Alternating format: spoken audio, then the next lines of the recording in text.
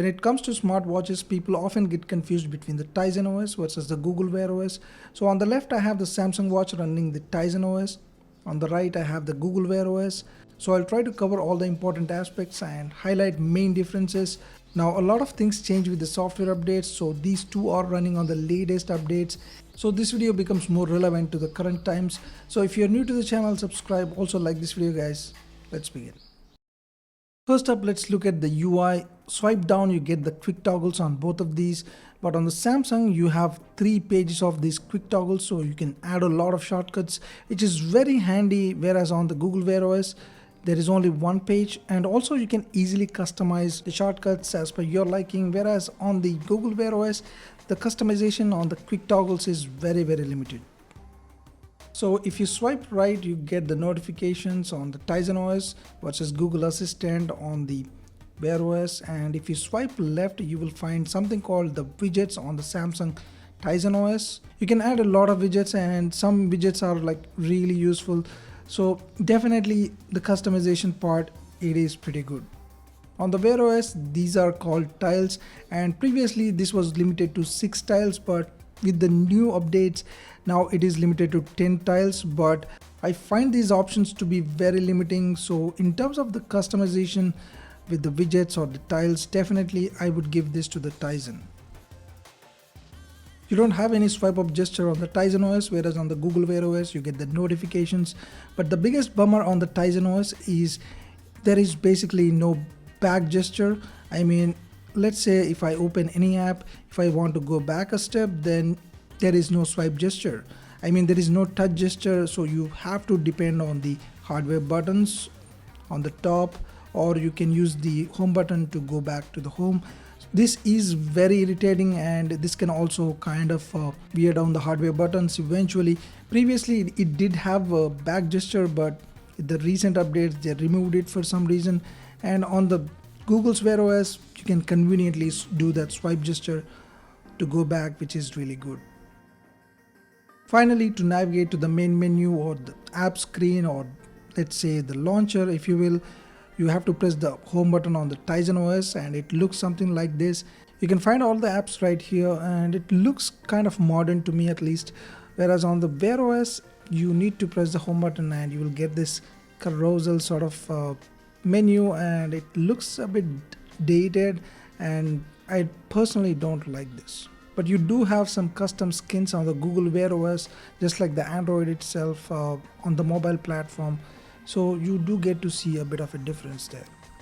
On the Google Wear OS, you find this scroll navigation support, using which you can easily navigate through the stuff. Whereas on the Tizen OS, you have something called the touch bezel. Now on this particular model, you have to press and hold on the edges of the screen to sort of do the touch bezel navigation. But on other models, you do have that rotating hardware bezel. I personally don't use this touch bezel to navigate. I usually do the swipes. I feel the hardware bezel could be a better implementation in my opinion. If you go into the settings, you will find that both of these are well organized, but you can see a bit more on the Google Wear OS, and I find it a bit more simpler. I don't really find the need to come over here on the Tizen OS because most of the stuff is available on the quick toggles. Comparatively on the Wear OS, you frequently need to make a visit here. Now let's talk about the major platform differences between the Tizen OS versus the Google Wear OS. Now starting with the Wear OS, the moment you start setting up the device, all of the data is copied onto your smartwatch, so your smartwatch will become like a clone of your smartphone, and it works truly like an assistant. All the contacts, calendar, Gmail, and all of this stuff is basically synced onto your watch. On the Tizen OS, if you have a Samsung phone, it does help. Otherwise, you need to create a Samsung account, and it does sync your Wi-Fi or the contacts, but the same integration level on the Google Wear OS is simply absent. Also on the Google Wear OS, you find the support for almost all the Google apps and services. Google Keep, Google Fit, Google Translate, Google Maps, Google Assistant, you get the idea. This is obviously the main strength or the advantage of the Google Wear OS over the Tizen OS, the Google App support. But you do find some similar alternatives on the Tizen OS, so let's try and explore that.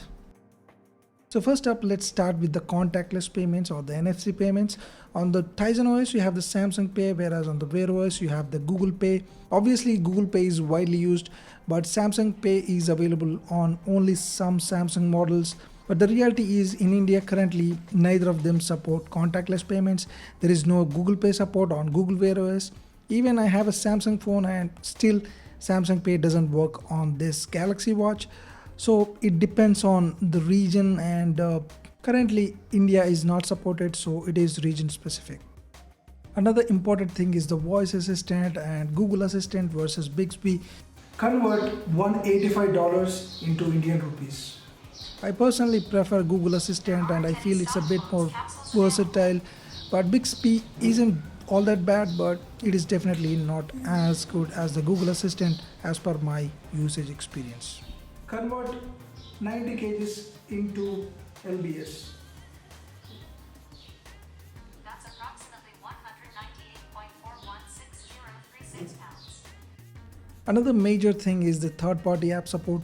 Now you have the Google Play Store on the WearOS, so obviously you have a wider range of apps available.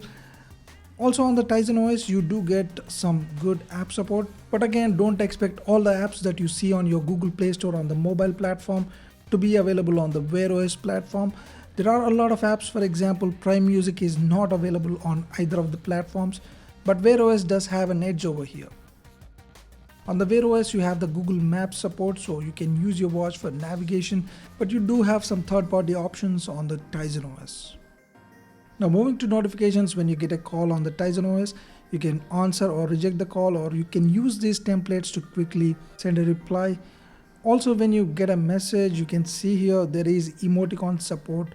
So you do get to see all the emoticons, and also you can either reply via voice assistant, dictation, or you can use some emoticons. There are a lot of them, as you can see, or you can also simply type the message, or you can also use some of these templates available, so that is really handy.